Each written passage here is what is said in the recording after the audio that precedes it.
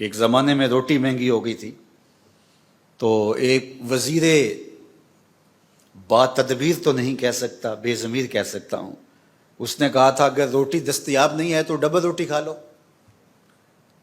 اب جہاں وہ بیٹھے ان کو کیا پتا کہ جس کو روٹی بھی میسر نہیں ہے اس کو ڈبل روٹی کیسے ملے گی، جس کو سنگل بھی نہیں مل رہی۔ اب اس کو غریب کے درد کی، اس کی مجبوریوں کی، اس کے حالات کی سمجھ نہیں آ سکتی، چونکہ وہ اس مرحلے سے گزرا ہی نہیں ہے۔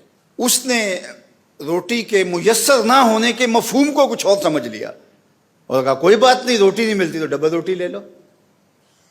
تو وہ کیا سمجھے گا؟ ایک زمانے میں جب ہماری رہائشیں اکٹھی ہوتی تھی، یہ غریب کا گھر تھا ایک گلی میں، ساتھ امیر کا گھر تھا، پھر دو غریبوں کے گھر تھے، پھر ایک امیر کا گھر تھا، 10-15 لوگوں کے گھر تھے گلی کے اندر، 2-3 امیر ہوتے تھے، 8-10 غریب ہوتے تھے، اور 5-6 لوگ متوسط ہوتے تھے، اور یہ ایک چھوٹی سی فیملی بھی ہوتی تھی۔ ان غریبوں کا خیال امیر رکھتے تھے اور متوسط ایک دوسرے کا خیال رکھتے تھے۔ گھر کے اندر پکنے والا سالن ایک دوسرے کے گھر میں جاتا تھا، شیئر ہوتا تھا۔ حضور نے فرمایا عائشہ ہمسائے کو سالن بھیجو اور اس کو حقیر نہ جاننا، چاہے وہ بکری کا کھر ہی کیوں نہ ہو۔ اور میرے اور آپ کے آقا و مولا نے فرمایا کہ اپنے گوشت کی خوشبو سے غریب ہمسائے کو تکلیف نہ دو، یا تو تھوڑا سا پانی زیادہ ڈال لو اور شوربے کی پیالی ہمسایوں کے گھر بھی بھیج دو۔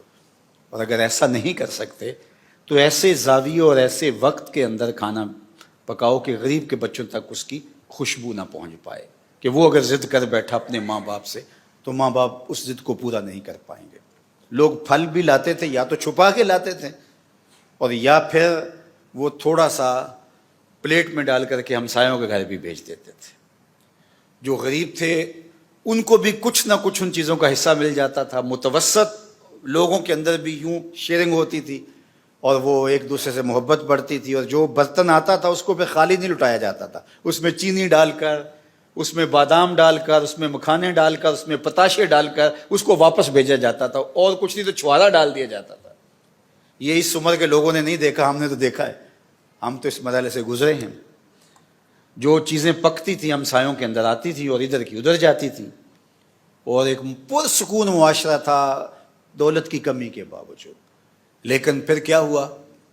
امیروں کے ٹون ہی الگ بن گئے، اور وہ غریب محلوں سے اٹھ کے وہ الگ سوسائٹی میں چلے گئے، بڑے ٹاؤن میں چلے گئے، اور یہ غریب جو ہے وہ غریب محلے میں، تو غریب اور امیر کے درمیان جو تفاوت تھا ختم نہ ہوا بلکہ وہ بڑھ گیا۔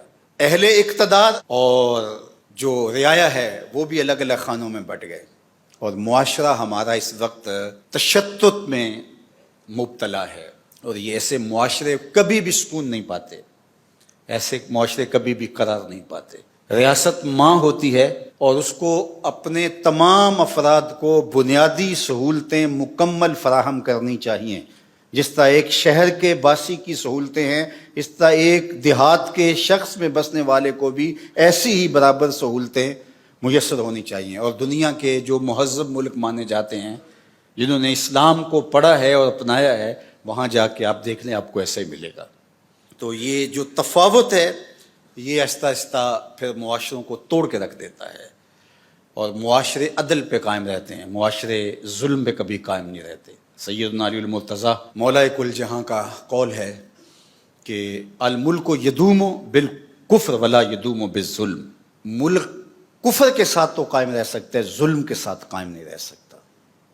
جب ظالمانہ انداز حکومت ہو تو ملک برباد ہو جاتے ہیں۔ رومی نے کہا تھا سگ وزیرو گرگ میرو موشرا درباں شود، این ارکان سلطنت ملک را ویراں شود۔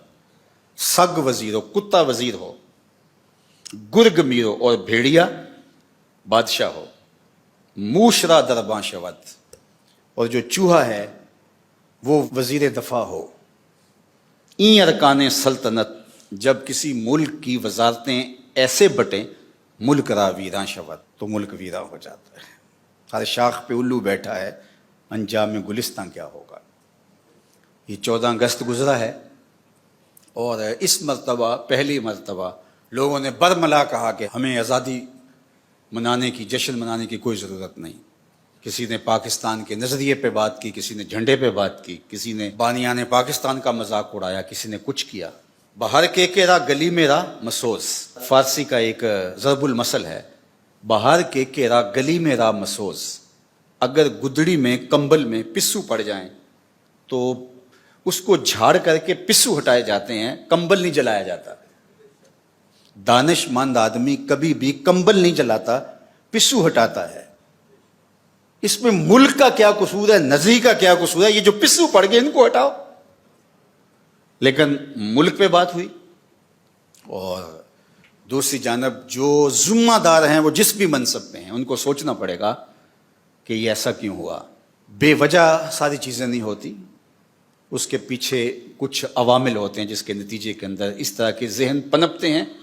اگرچہ تخریب کار، ملک دشمن، غداران وطن اور دیگر دشمنان اسلام کے اعلی کار بھی موجود ہوتے ہیں، دیدہ نادیدہ بھی استعمال ہوتے ہیں، لیکن جو ریالٹی ہے، جو حقیقت ہے، اس کو بھی تسلیم کرنا پڑے گا۔